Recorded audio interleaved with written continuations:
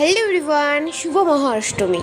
ব্লগটা সপ্তমীর, বাট আজকে অষ্টমী, তাই তোমাদেরকে বলে দিলাম শুভ মহা অষ্টমী। তো আজকে ফাইনালি আমি সপ্তমীর দিন বেরোচ্ছি ঠাকুর দেখতে। এর আগে কোনো দিনও আমি ঠাকুর দেখতে বেরোইনি। এবারে আমার সপ্তমীর দিন থেকে ঠাকুর দেখা স্টার্ট হলো। তো আমি রেডি হয়ে গেছি, রেডি হয়ে বেরিয়েও পড়েছি। হাঁটতে হাঁটতে যাচ্ছি আমাদের অঞ্চল মোড় থেকে ধরবো অটো, তারপর যাবো রানাঘাট থেকে আবার ট্রেন ধরে যাবো বাতকুল্লা। আজকে আমাদের destination Batkulla. By the way guys, তো ব্যাকগ্রাউন্ড মিউজিকটাকে একটু ইগনোর করে আমার ভিডিওটাতে ফোকাস করো, কারণ পাড়ার মাইক বাজছে, বুঝতেই পারছো। তো আমার সাথে যে গেছিলো তাদের সাথে তোমাদের পরিচয় করিয়ে নিয়ে আমার বান্ধবী ললিতা গেছিলো আর আমার বন্ধু গেছিলো। তো আমরা তিনজনই বাতকুল্লার ঠাকুর দেখতে এসেছিলাম। তো ঠাকুর আর প্যান্ডেল তোমরা দেখো, তারপর আবার তোমাদের সাথে কথা বলছি আমরা ওখানে গিয়ে কী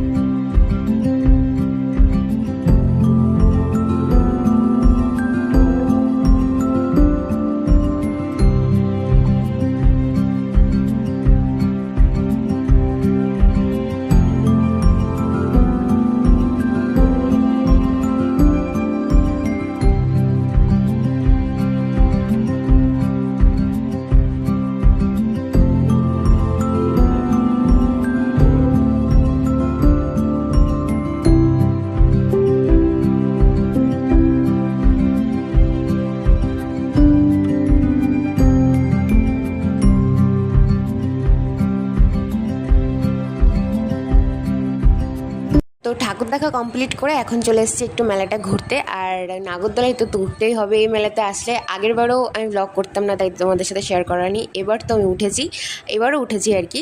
তো আমার বন্ধুটা আগেরবার একটু প্রবলেম হয়েছিল, সেজন্য উঠতে যাচ্ছিল না, বাট আমি এত উপরে উঠে ও আগেরবার উঠে এবার আর উঠবে না বলেছে, জোর করে নিয়ে এসেছি। তো যাই হোক, নাগরদোলা একটু এনজয় করে নিয়ে তারপর তোমাদের সাথে শেয়ার করি আমরা কি খেয়েছিলাম। প্রথমে খেয়েছিলাম মথুরা কেক, আমি কোনোদিনও খাইনি গাইস, ফার্স্ট টাইম খেয়েছিলাম। তো তারপর খেলাম পপকর্ন, তারপরে খেলাম ফুচকা। আর ভিডিও করতে বলেছে, আমাকে করেছে কেন আমি বুঝি না।